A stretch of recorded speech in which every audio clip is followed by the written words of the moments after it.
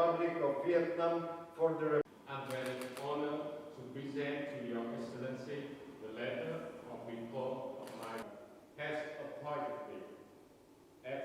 the Ambassador Extraordinary and Plenipotentiary of the Socialist Republic of Vietnam to the Republic of North Macedonia.